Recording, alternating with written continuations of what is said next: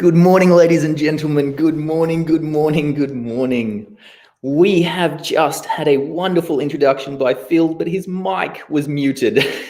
Hey, I totally was talking and no one caught anything. Oh my goodness.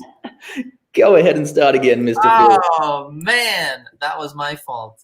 Well, hey, we are so glad that you're joining us here live on another Q&A. You got one of the guests on early. This is my good buddy, Chris Stanley. And we want to discuss with you one of the final sermons that Randy just preached in a series entitled 7 Ideas That Could Change the Church and One That Could Change the World. So one final idea that could change the world is the one we are set to discuss. So in today's sermon, if you didn't get a chance to watch it, Randy started with the text from Matthew 5, this text that says an eye for an eye and a tooth for a tooth. And from that, he built this understanding that revenge, getting equal, is the way of the world and isn't necessarily what Jesus had in mind. So if anyone wants to slap you on the other cheek, the text there said, turn the other one. It's a pretty bold statement. So from this is what we're going to be talking about, and we're so excited to do that. Well, today we know that you're watching from all over the world, and we love hearing from where you are locally and everywhere around. So tell us where you're from and share with us a little time when you, as a school kid, definitely wanted to take revenge and did, or a time you could have and chose not to. Well, today our guests are my colleagues in ministry and even one from the past. They're wonderful pastors with a heart for Jesus, and they have a very thoughtful mind concerning kind of the practical things of how to live faith out. So I want to welcome Chris Stanley again, and also inviting Pastor Miguel Mendez and Felipe Gutierrez. Good to see you all. Hello. Hey guys, thank you so much for joining me. A pleasure. I know that we don't have Pastor Randy. I hope everyone's okay with that. I think we got the A team though. So we'll be all right. Hey, now everyone may not know you, Felipe. Maybe just take a moment, just share just a bit about yourself. I'll just give a preamble. Felipe was a good friend of mine in ministry back in Laguna Niguel Adventist Church, where we were pastors together. And then Miguel also knows him. So maybe talk about that connection, Felipe. Yeah, thanks for inviting me. Yeah, we worked together with Phil. That's how we met. We became brothers in ministry, and I think it was about 5 years that we worked together, did a few mission trips, and he worked with the young adults, I worked with the youth, and I always had a heart for youth. Even back in the day when I met Miguel and his wife in our last year university years, we did ministry together then. We did ministry in the Hispanic church. Greatly admire both of you guys, and yeah, in the past couple of years, my wife and I, we've been doing some mission work in South America and Chile, so that's been exciting and good. But yeah, just a privilege to be here, and I know it's gonna be fun, and I really love and admire both of you. So yeah. Hey, that's awesome. Well, thank you so much for joining us, Felipe. We're really glad. Some of you probably know maybe already, Pastor Chris is our youth pastor here at the Loma Linda University Church, and then Pastor Miguel is our pastor for study and worship. So we're really glad to have all three of them here. So today we're jumping into this last idea that Pastor Randy shared in the sermon. If you didn't get a chance to see it, you better watch it. But before we get to that, gents, can you help me welcome some of our guests who are on here today? So I see here, Twilight, you're watching from Pennsylvania. I hope that you guys got your election ballots voted and figured out. It's always good to see Grace. Aloha. We're not in Hawaii. We're in Redlands. But Grace, it's always good to see you and your name, and thank you for following us. A massive welcome to Michael Brownfield, who really appreciated this sermon. It was an awesome sermon and such a tough subject to take to heart. Oh, so yeah, glad to hear for more of this conversation because there is so much in this idea. Yeah. We've got America Beza from Odessa, Texas. Glad you're here with us. And Goldilocks from Adelanto, California. So glad that you're here. Well, gents, shall we jump into the Q&A? There's more people already checking in and telling us where they're from, and we'll try and get to those in a moment. But there are so many good things to talk about in this. So let's just kind of set the stage for our discussion in a simple and really practical way. What does it mean to kind of turn the other cheek exactly?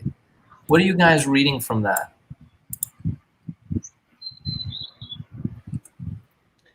I mean, it's a teaching that runs directly opposite to what I naturally do when somebody wrongs me.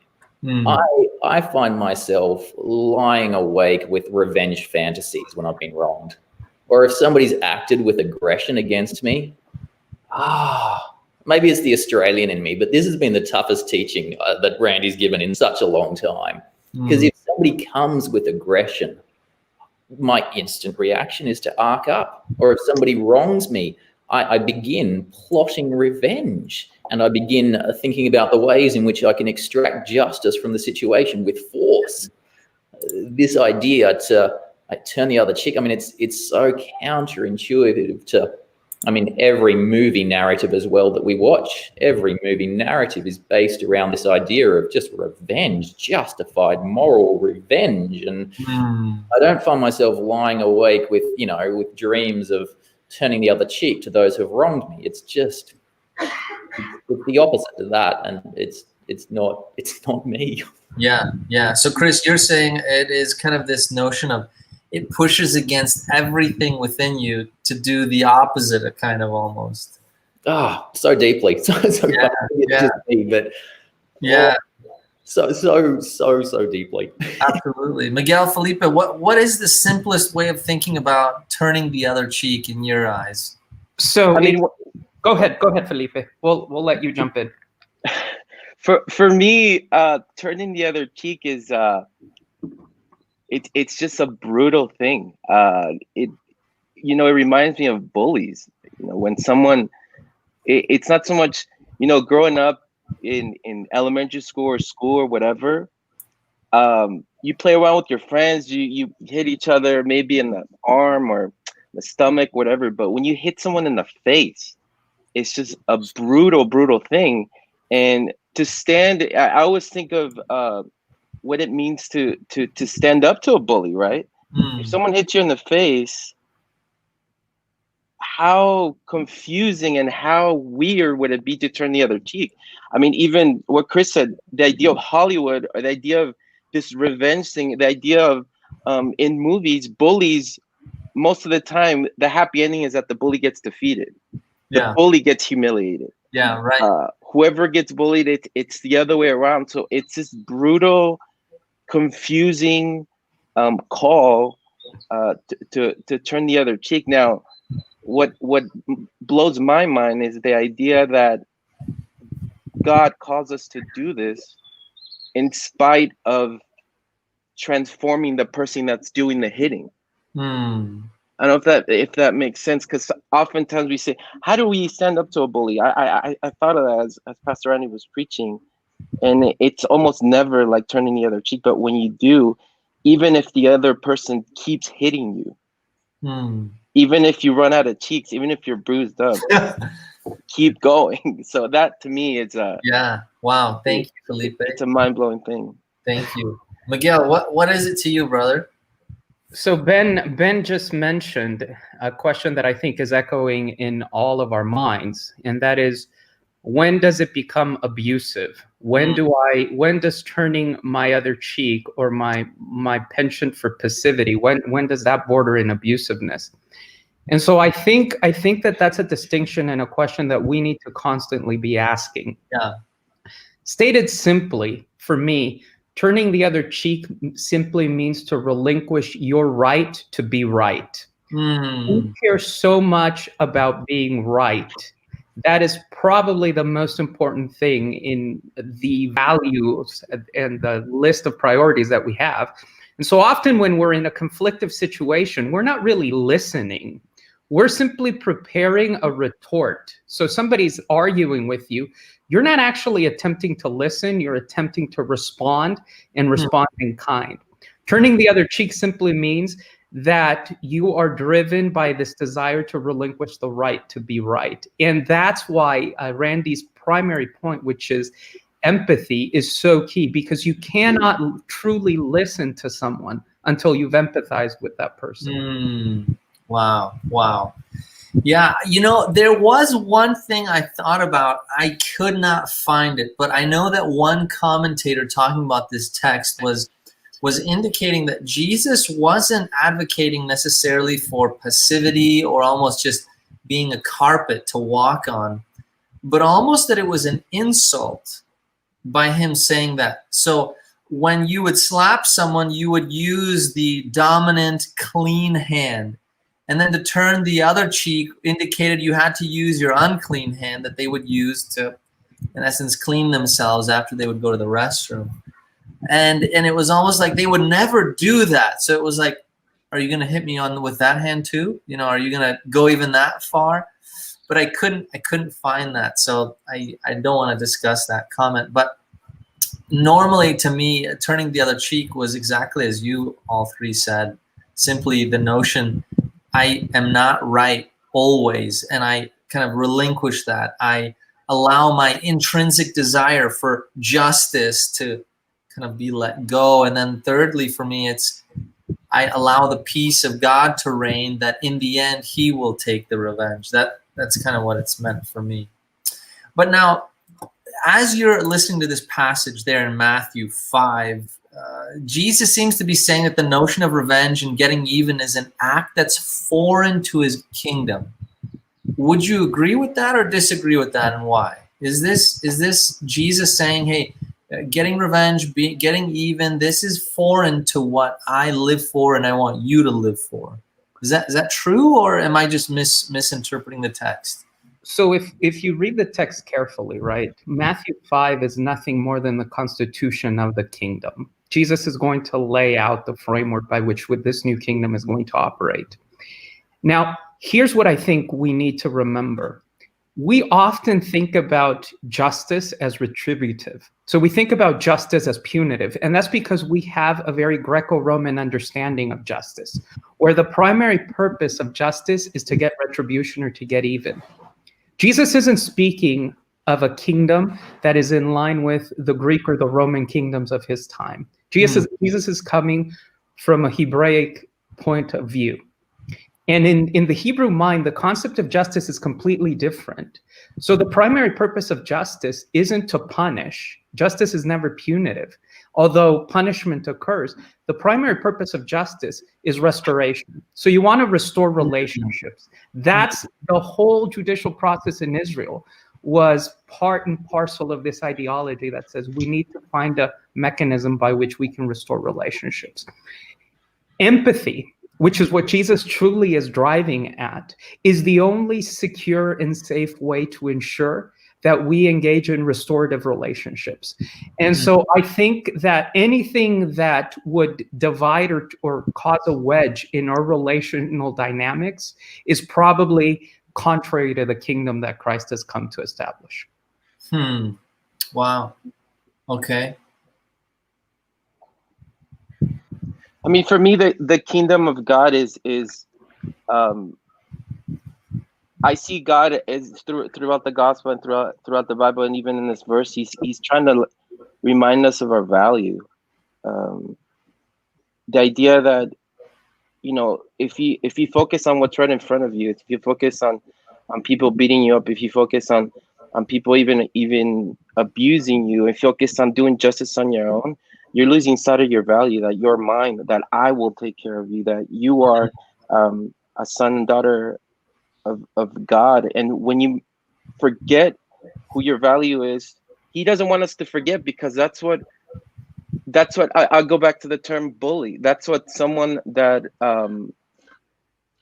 steps up and abuses you or hits you or slams you in life or whatever it is, that you're gonna do it yourself, that you are gonna somehow, like, you know, no, I'm gonna show you what my value is. No, let God do it. Wow. God has been trying to do that. I mean, he did that with Christ. He did that throughout the gospel. And when we miss the value, that's when we have insecurity. That's when we have pain. That's when we focus on really the darkness of the world instead of focusing on kingdom. Focusing on the kingdom that God's is so desperately trying to show us and trying to direct us. And it's a grind for sure, but yeah.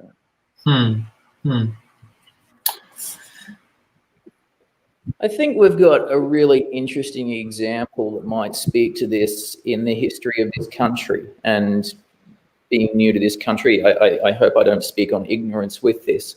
But I do remember listening to excerpts from the civil rights movement and from Martin Luther King himself. And it was a series of training that they would give the individuals who were marching in these civil rights marches. They were trained how not to hit back. And the teaching came from Martin Luther King was that the violence, the retributive violence that we engaged in as a movement would be detributive to our movement itself. And he discovered that it was harder to teach somebody not to hit back when you are having violence acted against you than it was to teach somebody how to hit. And I remember these excerpts, these audio excerpts of him just reflecting on the fact that, listen, when we have a large crowd there, and there are a small minority of law enforcers and they're enacting violence against our group, it was incredibly hard to practice the restraint not to respond with violence because we had the power, we had the ability, but we decided that we should maintain the integrity of our movement by accepting that violence and not responding in kind. And he believed that that had more value for the movement in total. He used the words, I believe, we shall win the victory twice, in that we shall teach them to love and we shall be loved in that as well, if I'm quoting it somewhat correctly. But it's a really interesting example in history where we see this principle where people were having violence enacted against them wrongly, but it shows, even though they had, in many cases, the upper hand, the opportunity to respond, they chose to turn the other cheek and not respond, which is, it's interesting. I think it was valuable, though. I think it was successful. But again, I'm not from that tradition. I don't have that experience to speak to. But yeah, that's what they did. That's a really, really good point, Chris. I think if Jesus were here today, I mean, I think there would be similar sentiments he would express by what I understand the New Testament ethic to be, that the violence acted upon them was almost more powerful. I think of the church father who wrote, the seed of the martyrs is the seed of our gospel, that just continues to multiply Christians. I forgot the exact quote. Miguel, you probably know it. But that's the idea I get too, Chris. So I agree with you. I think that the civil rights movement is a very good case study for this. I think, and also it's something to add too is that what Chris said. It's like they weren't just thinking about themselves and their generation. They were thinking about how do we shift? How are we an example to generations to come? I think that's what kingdom is about, because anytime I've seen or I've experienced, someone taking revenge on someone, your whole outlook of that person changes. Let's say someone just takes revenge and just pummels someone. The whole idea of that leader changes. If it's in a youth pastor, if it was Christ himself, himself on the cross, and all of a sudden, as he's getting abused and beat up and killed, he brings down all the power of heaven and just pummels the entire Roman army. What would that have done to us as Jesus followers?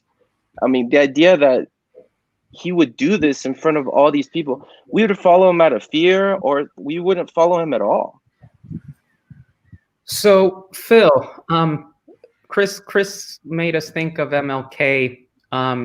You can think of Henry David Thoreau. You can think of Gandhi, in this idea of people being almost shamed into recognizing through passive resistance that there is another way. And yet a student of the same Jesus whom you love a lot, Dietrich Bonhoeffer, takes a completely different track And so without asking that we engage in any kind of active resistance, I do think that the conversation is a bit more nuanced than that. Well, what would you say then is the nuance in the midst of it?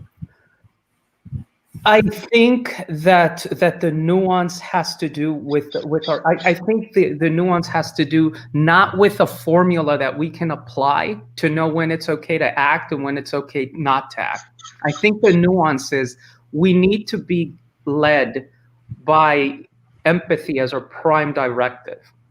And this capacity to identify, not just with oppressors, but with people who are being oppressed is extremely important.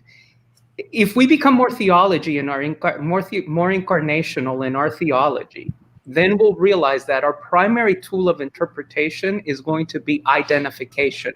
Incarnation is all about identification. And so I think that when we're talking about living in a very divided and very difficult cultural milieu, I think what is most sorely needed is the capacity to identify with people that have a completely different worldview than you do. And that only happens through conversation. Before I kind of go into the details of this, with Bonhoeffer, I guess I do have to ask, is Jesus speaking to individuals, or can this ethic that even Miguel you're just describing here, can it be applied broadly to governments, to leaders in society, to businesses? I mean, for instance, a country is bombed. Let's talk about World War II for a moment. Dietrich Bonhoeffer, the Nazis invading Poland. Should they just say, hey, you bombed us here, why don't you just bomb us in the north too? No problem. We'll turn our quote unquote country's cheek, if you would say. Or a business. Some other business does them wrong. They're like, hey, you marred us in this project. Why don't you ruin and take this project too? I mean, how broadly is this applied in society and the world, or is it just personal? So Bonhoeffer believed, right, that it was societal, that societies had this responsibility, but it wasn't a responsibility to act following a dictum. It was a responsibility to be thoughtful in our ethical reflection.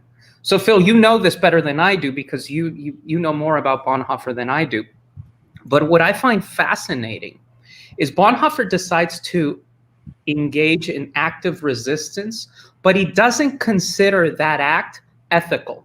So in his decision to actively resist the Nazis, he is recognizing that his soul is in peril. Yeah. Now, why does he place his soul in peril? He does so because he feels that he must do something for his brethren that are being hurt. If you listen to kind of the primary ideology of the confessing church, Martin Niemöller says it best, right?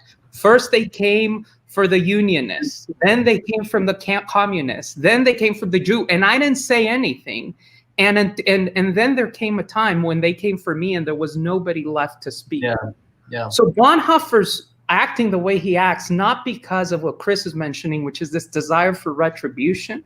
He's acting out of empathy and recognizing that in doing so, his very soul may be placed in peril. That's, I think, the kind of conversation and nuance that we need to engage in. Wow. Chris, Felipe, what do you think about what Miguel just said?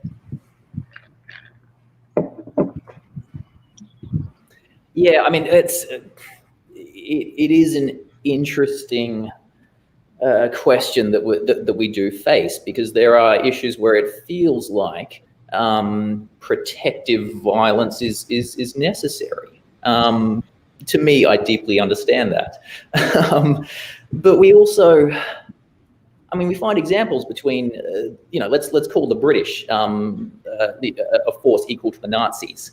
In terms of their approach and their colonization. And if we look at the less violent of the two, the less deadly of the two, between even the American Revolution against the British and Gandhi, I've got to take Gandhi as a historical example that would be preferable. which is a hard thing to do. And like being British myself, like, you know, I need to fully admit the atrocities of the British Empire. Like there were some bad things done, really bad things done. I understand the American let's shoot back, but I see Gandhi, less blood was spilled. I think pragmatically, which is a hard thing to recognize. Yeah, I struggle with that as well. But I mean, it almost seems as though Jesus is being really pragmatic in that he thinks allowing some innocent blood to be shed solves a problem a lot sooner, because people recognize, gosh, this is just so wrong what we're doing, as opposed to two forces going at bat with one another and fighting tooth and nail to the very end. I mean, if Gandhi would have picked up a gun, which many encouraged him to do, this probably would have lasted a lot longer, and who knows, the British might still be colonized there over India. I don't know. Maybe Jesus was just seeing into the future very practically in this regard. So Chris mentioned MLK. Somebody asked him about this difference. And so they said, well, you're advocating a passive resistance approach to and civil disobedience approach to change. Would you have done the same had you been living in Germany in the 1940s? Would you have done the same if you were living in the antebellum South during slavery? And to his credit, MLK says, I don't know. I don't know. I think in Gandhi's case, I think in the history of our country now, at least this is how MLK is viewing it. These two, both the British Empire and America in the 1960s, were ready to be shamed into change. For all of us, I think the conversation gets much more difficult when we're facing an uncompromising, brutal regime like German Nazism or the antebellum South during the Civil War. My thing is, you know, when you talk about, you know, the question about government, absolutely. Government can do this and should do this, and I think when you look at this in the eternal timeline, it makes more sense, because, you know, the Civil War happened, you know, 60, 70 years ago. I mean, the World War, Nazis were around. Nazis are still around. Racism is still around. And when you talk about kingdom, God is talking about having victory over all these oppressions in an eternal timeline. You know, America and the Allies went in and fought the Nazis with you know, all they had in order to have victory, and they had victory at the time. But I think when you really read this carefully, you understand that God's trying to have a revolution that shifts so hard that you know, racism and Nazis and all kinds of oppression would just be eliminated altogether. And you wonder what would have happened if we applied this back then to turn the other cheeks, like you said, and have the Nazis bomb everywhere, and do all these things. What would have happened? During that, where would we be in 2020? It's interesting to think in that eternal timeline. Yeah. I mean, the book of Romans there, the last few chapters, it talks about the role of government and society, and that God is like, hey, listen, they are my force for good in this earth, as long as, you know, certain principles, I guess, are followed, but they are not necessarily equating his kingdom to government. It's not synonymous, but he says he uses government for the betterment of society. I think the one question I guess I pose to you guys still is this ethic one? Felipe says, yes, this is for governments even. Is that really the case? turn the other cheek? Is this how world leaders should live out their way? Is this how governments should coexist with one another? I mean, that's a tough one. You know, when people think about how to do politics and how to go about things, I mean, it's like, it seems as though the strong arm is the one that wins out. You know, it's the one who ends up being the victor that tells the history of how things went, not the one who lost. Jesus's ethic, to some degree, some would say is the weaker one in some way. I think the question you're asking is a positive one. It's, I think, one that we need to continue asking ourselves when Christianity is the majority. It's really easy to be magnanimous and to say, yes, we turn the other cheek when we're not getting slapped. And I think that's the primary problem that we're facing. In Jesus's time, right, as the early church is trying to understand what it means to live in a foreign space, they recognize that there is no other option. They know what violence leads. As they're reading this text, as they're reading Matthew, the ruins of Jerusalem are still smoldering as a reminder of what happens when you engage in violence. I think that story is echoing in the mind of these Jewish Christians. Matthew, after all, is a gospel written for primarily Jewish Christians. Something changes, though, and we become much more comfortable with violence when Christianity ceases to be a religion living in the margins of the empire and it becomes the official religion of the empire. And so I think that the question, ought governments to live like this? In a utopia, the idea would be absolutely. If we all agreed to abide by this rule, then the nuclear race that kind of gripped the world for the past 70 years would have not happened. This idea of assured mutual destruction as the only limit for ensuring survival, it makes absolutely no sense. So I think Christians need to continue pushing this question: how do we act and respond responsibly when we are the majority? When I said yes, though, I didn't mean to say, you know, it's yes in the heavenly perspective. Realistically, it's very difficult. I mean, I agree with that. It's not, I mean, should governments act this way? Yes. Realistically, is that going to happen in the next, 50 to 100 years?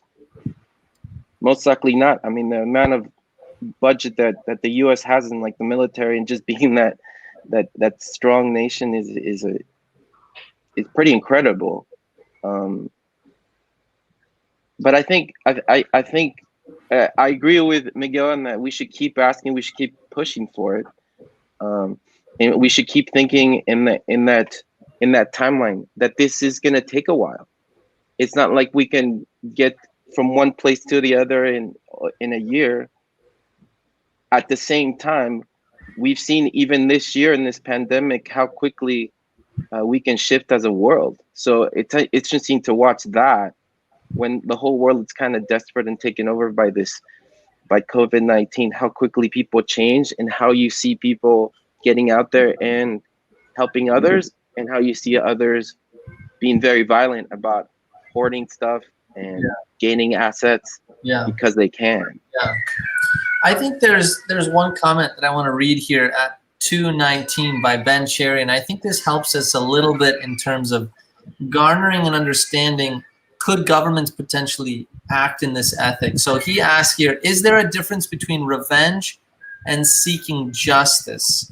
And then Gulilak here in 2:21 responds, I think that seeking revenge, Ben, would be out of anger or bad feelings. But when seeking justice, you're seeking the best for everyone and everything. Mm-hmm. I really like that, because I think governments could operate by this. If a government says, hey, you threw a bomb, we're going to throw a bomb, as opposed to who threw the bomb? Why did they throw the bomb? We need to find who did it. We need to bring them to justice. This is against the codes and order that we've set. You know, so I think there is a place for justice in society. I mean, Jesus says, hey, I'm going to be the final arbiter of all things, and I will bring revenge here. But at times, I think this is where it is a testy area, but I think there is a place for justice, and I think the nuance is strong enough that it's different than revenge. What do you guys think? Well, it's okay to disagree with me. I'm all right with that. You know, if you're in the playground, you get socked in the face, your thought is, let me sock the guy back in the face. Well, I mean, that's the thing. With violence, we often feel so justified, and violence multiplies violence. I mean, that's what it does. You know, like it just, I mean, the classic experiment that was done where pressure sensors were placed on people's fingers. Mm-hmm. And in a lab situation, they were simply asked to poke the person that had just poked them with the same force that the other person had poked. So you poke back and forth, and you try and respond with the equal pressure that you felt you were poked with. And inevitably, people poke back harder and harder and harder and harder and harder. It just escalates. And this is like just you've only got to try and respond with the same pressure. And then like next thing, people are like drilling their fingers into each other. The problem with violence is it so often feels so justified, and it escalates. And then you feel wronged because they acted in violence against you. So you respond with more violence against them to bring peace through power. It is difficult. I completely agree with that, but it is difficult to justify escalations in violence, and we do it so often in the name of justice. That's the problem. Yeah. I think there's a chasm that needs to be bridged, and that is the chasm between the isness and the oughtness. So I think, Felipe, you're right. We live in a world where the reality is the violence is part of the life that we have here, but that's not God's ultimate goal for us. Think about the prophet Isaiah, right?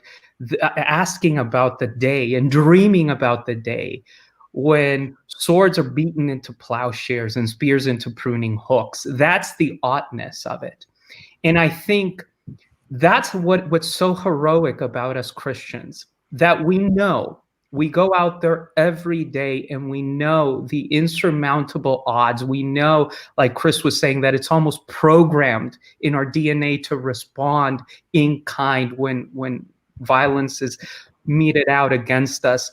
And yet we go face those insurmountable odds and we say, today I am going to try to do a little bit better. So I think it's really tempting to get in these macro level conversations about nations and about issues like racism and economic inequality and these big issues.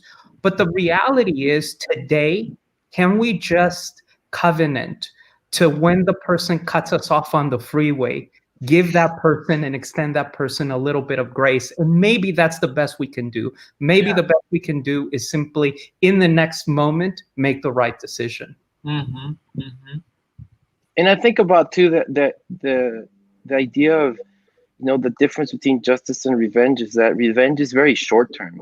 You know, it's the now. It's just it's an impulse, and justice is you know, when I think about justice, it's embedded in me, the justice system, where whoever does a crime, the justice is that they pay for it, whether through jail or through a ticket or through whoever.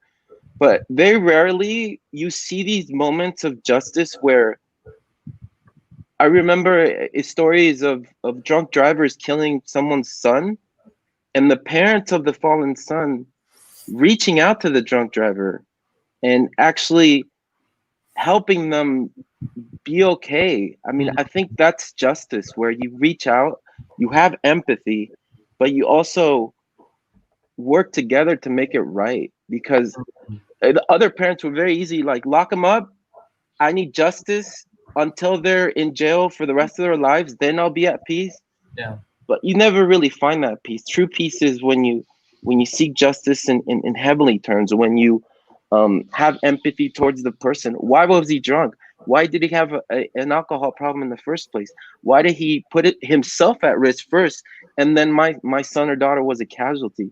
When you start having those conversations, that kind of dialogue, all of a sudden it opens up this whole way more complicated. But at the end of the day, even if that person's in jail for the rest of their life, they're at peace knowing that they made amends with the parent, or they made amends with whoever they hurt.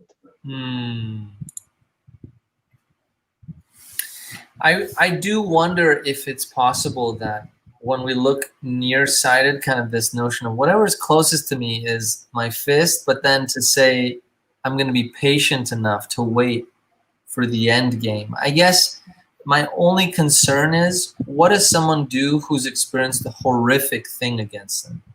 You think of, for instance, a woman who's been raped, a young boy who's been abused, someone who's been just simply really taken advantage of. I mean, what does turning the other cheek look like in the bigger things, on a personal level? Not talking about necessarily a societal issue of racism or genocide or world war, but just on that kind of personal level, when someone's done major harm to a single individual.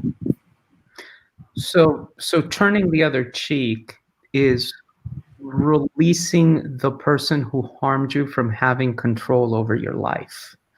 When you analyze the reality of people who have been deeply abused, and the post-traumatic stress that arises from that abuse, it arises because this person that has hurt you continues to have power over you.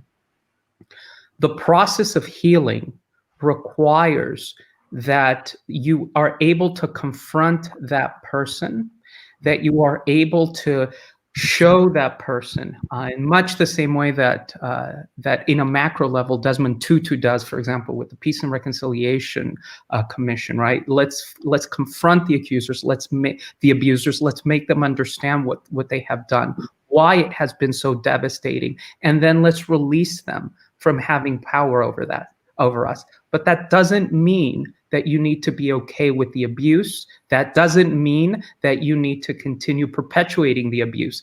The idea of the golden rule, right, it has as its presupposition that you love yourself, because you cannot love your neighbor if you haven't experienced love for yourself. And so if anyone out there that's listening or that's watching us has had an experience with deep-seated abuse, love yourself, and then give yourself the gift of releasing the person who has harmed you from continuing to have a negative impact on your life. Yeah. I think of the book, I've mentioned it on this before, but by Dr. Tibbets, Forgive to Live. That's right. You know, the notion is they hold power over you every time you want to take revenge in your mind and harbor the hatred against them. And it doesn't mean what they did was right. It doesn't mean that they don't deserve some kind of punishment, but it does mean you relinquish yourself from being punished every time you have to sit in that hatred. And that's a hard one, though. That's really tough.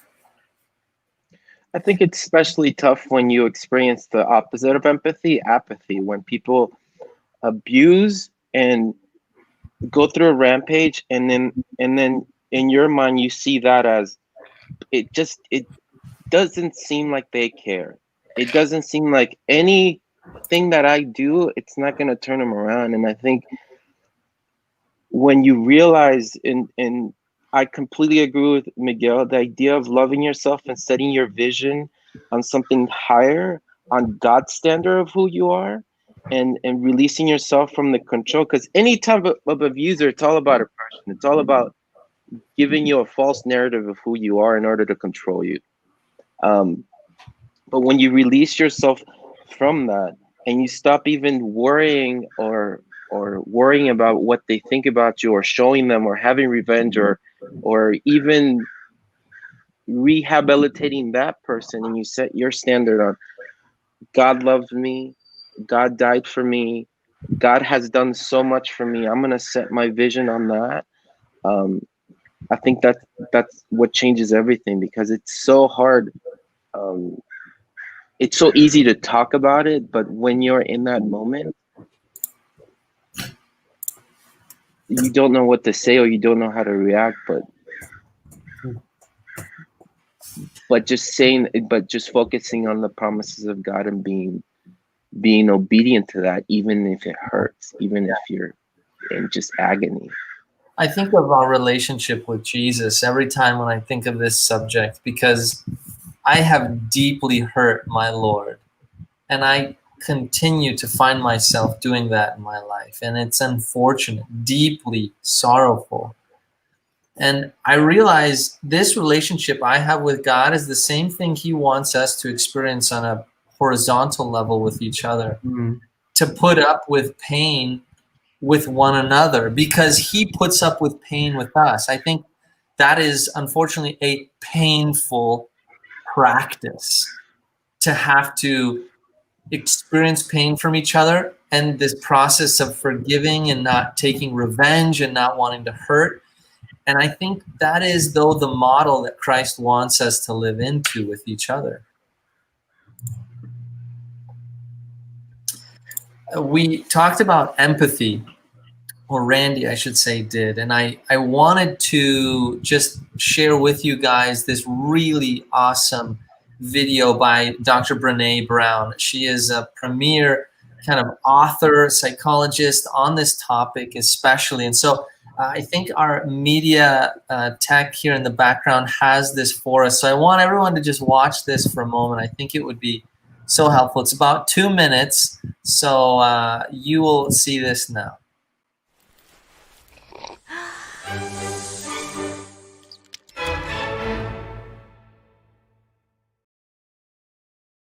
So what is empathy, and why is it very different than sympathy? Empathy fuels connection. Sympathy drives disconnection. Empathy, it's very interesting. Teresa Wiseman is a nursing scholar who studied professions, very diverse professions where empathy is relevant, and came up with 4 qualities of empathy. Perspective taking, the ability to take the perspective of another person or recognize their perspective as their truth. Staying out of judgment, not easy when you enjoy it as much as most of us do. Recognizing emotion in other people and then communicating that. Empathy is feeling with people. And to me, I always think of empathy as this kind of sacred space when someone's kind of in a deep hole and they shout out from the bottom and they say, "I'm stuck, it's dark, I'm overwhelmed." And then we look and we say, "Hey, you can climb down. I know what it's like down here, and you're not alone." Sympathy is, "Ooh, it's bad, no, you want a sandwich?" Empathy is a choice, and it's a vulnerable choice, because in order to connect with you, I have to connect with something in myself that knows that feeling. Rarely, if ever, does an empathic response begin with "at least." Yeah. And we do it all the time. Because you know what? Someone just shared something with us that's incredibly painful, and we're trying to silver lining it. I don't think that's a verb, but I'm using it as one.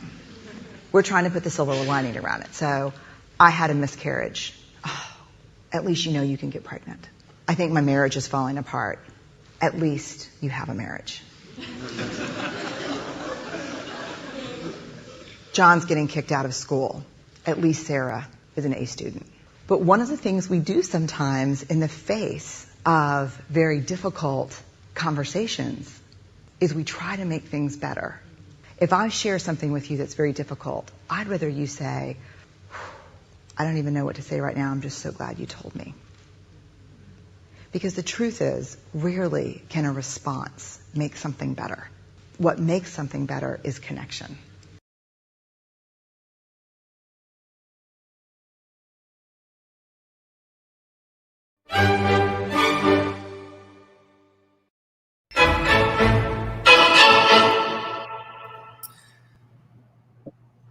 Wow. So Randy ended with this big point saying the power of empathy is the idea that can change the world.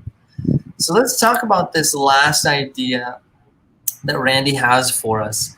How does this live out in the life of people? How can they truly, deeply empathize with the one whom, quote unquote, Jesus literally says, the one who is evil? How does that look like?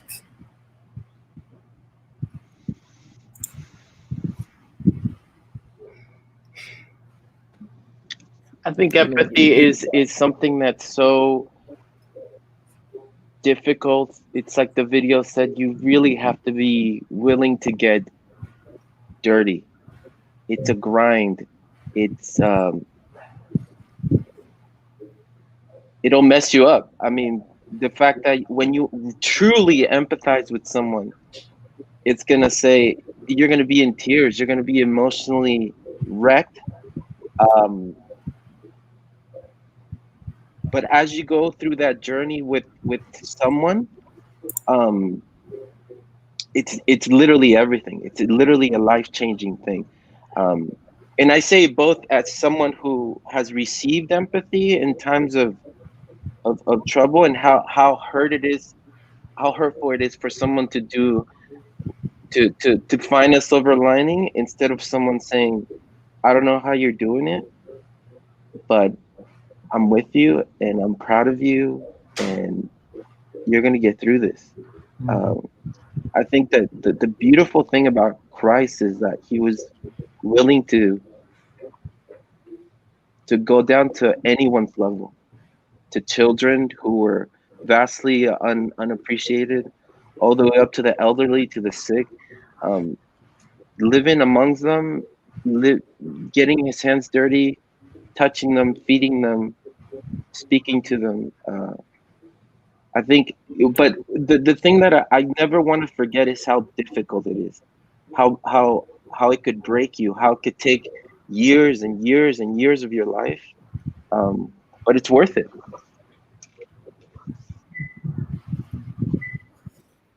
I think you framed the question really well there, Phil. Like, how do you find empathy even with your enemy? Because what we do so well is we do in-group empathy really successfully. Like, I have great empathy with people who are very similar to me. Cross-group empathy is really difficult, and I don't have the full details in mind, but I remember there was, again, a study that was done, and it was looking at, I believe, within the police force, a policeman who had, I believe, shot an innocent person, and they were looking at the two groups' perspectives. And within the police force, the policemen were saying, "Listen, he's a really good guy." They were taking great empathy with the police individual who had made this mistake. They were saying he's a really good guy, and he's made a mistake that is very easy to make in our line of work, very easy. And then the community that had been affected by the shooting were empathizing with themselves. And the problem was that there was no cross-group empathy. And that's the hard thing to maintain. And that's the hard thing to do, where the police force take the empathy of the community they're policing, and the community that is being policed take the perspective of the police force and do the hard work of cross-group empathy. That's where we need to work. Yeah, and it's important to do. Empathy changed the world already. There were a group of slaves and women who followed this rabbi from Nazareth who was executed. And they took Matthew 5 to its logical conclusion. So Christians would sell themselves into slavery to buy food for other Christians. And Marcus Aurelius, the most thoughtful ruler / philosopher of the time, couldn't understand the logic. It was madness. These Christians have no regard for themselves. And it's because they had realized how valuable they already were. And because they had realized their own self-worth, they were able to then translate that self-worth and do exactly what Chris was talking about. View that worth in other people. I'm not there yet, but I want to get there. and I think we get there by having open and honest conversation, and by engaging in this long lost art of listening to each other. Yeah. I really like that, Miguel. I think the ability to listen almost needs to have humility before the listening actually happens. I have to swallow a little bit of pride to say, you know what, I'm willing to even listen to you. Without that sense of humility, I don't even know if the conversation can happen. Anger will dictate everything that goes on. So I agree with you in that way, definitely. And like anything that's worthwhile, though, I always emphasize this because I struggle with this. The idea of you got to be willing to be uncomfortable, very uncomfortable, very much in pain, but at the same time having the vision to see what you're doing, where you're going. Similar to anything, when you go to the gym and you work out, when you're at the gym, it's uncomfortable. It hurts. Your muscles get sore. You're sweaty. It's a grind. It's especially when you're having these uncomfortable situations with someone who you have to listen to, even though you might be tired, even though it might reproduce painful memories in yourself as whatever the other person's saying, but pushing through that and having the vision that because I am loved, because of everything that God has done for me, this is my form of worship, of empathizing with others, and this is my form of giving thanks in serving others. You know, Pastor Randy quoted Boyce saying that only when we love God with all our heart, mind, soul, strength, can we love our neighbor deeply as ourselves, this kind of golden rule principle. How do we get that kind of whole heart, mind, soul, strength, love for God, that it affects us so deeply that it changes how we act and live? I think Petra's giving us an answer there, Phil. I'm gonna go and grab her and bring her. Petra's giving us an answer. There she is. So cute. She's all wet. She was playing outside. Oh no! Hey, Petra. Hey, Petra. Phil, you asked a really profound question, but we're all mesmerized by Petra now. I know. So We're done. That's it. We'll call it a wrap then for today. I think this is a great way to end. This is empathy, loving the little ones. That's right. Well, thank you guys so much for joining me. We are so grateful that you joined us here on this live Q&A. We did have the wrong date on, so some of you have been wondering, man, am I watching previous week? What was going on? But we hope that you had a wonderful experience with us. Join us same time, same place next week with the live Q&A with Pastor Randy Roberts. Blessings to you. And thanks, guests. Really appreciate you, Felipe, Miguel, and Chris. Thank you, gents. A pleasure to come through. We hope we've been informative for your discussions. We haven't solved any problems, but it's been a joy talking about these ideas because they're huge ideas. They're important ideas. Yeah. Yeah, what a privilege. Thank you, guys. And man, it's something to keep thinking about, keep talking about, and keep working towards the kingdom.